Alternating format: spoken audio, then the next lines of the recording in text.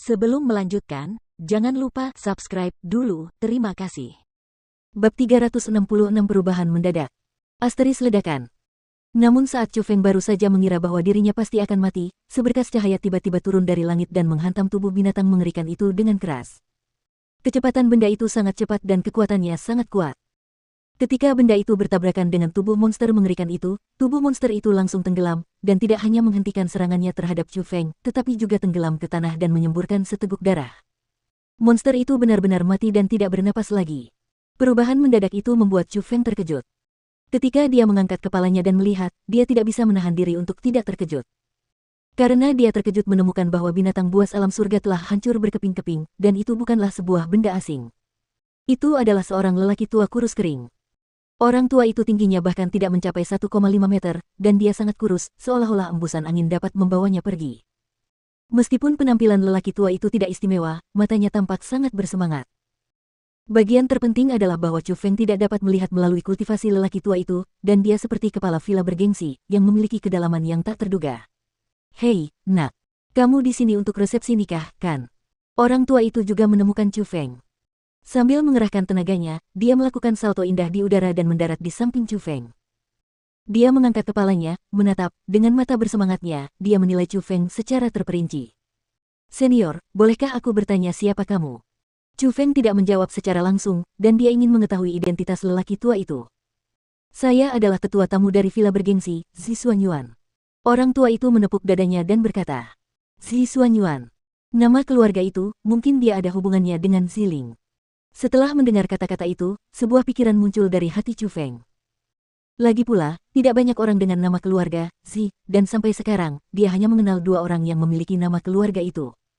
Satu adalah Ziling, dan yang lainnya adalah lelaki tua di depan matanya. Tentang topik itu, cucu perempuanku yang masih bayi tampaknya juga ikut serta dalam pesta pernikahan dan dia juga ada di acara di Gunung Seribu Monster ini. Wah, apakah kau kenal cucu perempuanku? Apakah kau tahu di mana dia? Zi Xuanyuan tiba-tiba bertanya. Penatua Xuanyuan, cucu perempuanmu adalah... Ah, gadis itu bernama Ziling. Kau pasti tahu siapa dia, kan? Ini. Meskipun dia sudah menduganya, setelah dugaan itu dikonfirmasi, Chu Feng masih merasa agak tidak masuk akal untuk benar-benar bertemu kakek Ziling di tempat ini. Jelas, itu bukan sesuatu yang baik. Yang terpenting adalah kakek Ziling tampaknya jauh lebih kuat daripada Ziling. Dia adalah ahli yang sangat hebat. Jika Ziling memberitahu kakeknya tentang masalah dia mengambil keterampilan rahasia darinya, bukankah Chu Feng akan menerima konsekuensinya? Jadi, Anda adalah kakek Nona Ziling.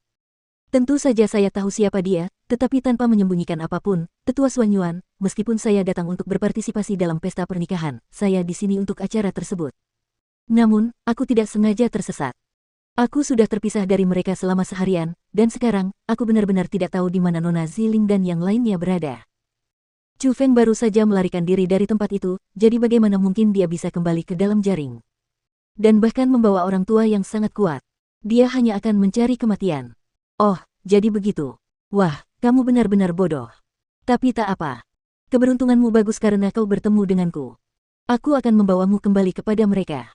Saat Zi Xuanyuan berbicara, dia mengeluarkan peta yang entah dari mana.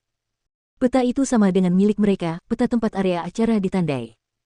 Penatua Xuanyuan, tidak perlu merepotkanmu. Kau bisa pergi sendiri karena aku tidak ingin bergantung pada kekuatanmu untuk kembali. Bagaimanapun, ini adalah sebuah pengalaman. Aku tersesat karena ceroboh, dan itu karena aku tidak cukup mampu. Aku harus mengisi ketidakmampuan tersebut. Jadi, aku ingin mengandalkan kekuatanku sendiri untuk menemukan jalan kembali. Chu Feng menggelengkan kepalanya dan menolak. Ah, kau tidak tahu betapa berbahayanya tempat ini. Wah, dengan kekuatanmu, kau hanya mencari jalan kematianmu sendiri dengan berjalan-jalan di sini secara acak. Senior, tidak apa-apa, aku masih harus. Tak ada lagi kata-kata yang tak berguna, biarkan aku membawamu kembali. Zi Xuanyuan tidak mendengarkan omong kosong Chu Feng. Dia mengulurkan tangannya, meraih lipatan depan pakaian Chu Feng. Tak lama kemudian, Chu Feng hanya merasakan pandangan kabur di depan matanya dan hembusan angin kencang mulai bertiup di dekat telinganya. Dia sudah dibawa ke udara oleh Zi Xuanyuan. Kecepatannya cepat dan sebenarnya beberapa kali lebih cepat daripada saat Chu Feng menggunakan Dragon Traveling Through Nine Heavens miliknya. Selain itu, Zi Xuanyuan memiliki indera arah yang sangat kuat dan dia tampaknya memahami lanskap Gunung Seribu Monster dengan cukup baik. Jadi, setelah berputar-putar di udara selama beberapa putaran, dia dengan cepat mengunci lokasi tempat acara diadakan. Di dalam area kejadian dan setelah berputar-putar beberapa saat, wajah si Xuanyuan tiba-tiba berubah dan bersama dengan Chu Feng, mereka langsung menerjang hutan di bawahnya. Saat mereka mendarat di hutan, Chu Feng merasakan kutukan tersembunyi dari penampakan hutan itu. Dia tahu bahwa di sanalah Liu Zizun dan yang lainnya mendirikan kemah. Sepertinya kali ini, bencana sedang menghampirinya. Ini. Namun, setelah Chu Feng mendarat di hutan dan melihat semua yang ada di depan matanya dengan jelas, wajahnya tak dapat menahan perubahan. Karena, ia terkejut mendapati bahwa di dalam hutan, semuanya kacau balau. Formasi roh hancur dan tenda-tenda yang didirikan juga hancur berkeping-keping. Bahkan dari tempat terdekat, ada puluhan mayat tergeletak di sana. Mereka adalah orang-orang yang berpartisipasi dalam pertemuan pernikahan ini dan kematian mereka semua sangat menyedihkan. Tidak ada satupun mayat utuh yang tertinggal. Sialan. Melihat pemandangan itu, Zi Xuanyuan sepertinya sudah menebak sesuatu dan kegelisahan di wajahnya tidak bisa tidak menjadi sedikit lebih kuat. Mengapa ini terjadi? Mereka hanya bersikap baik dan baik, jadi mungkin saja.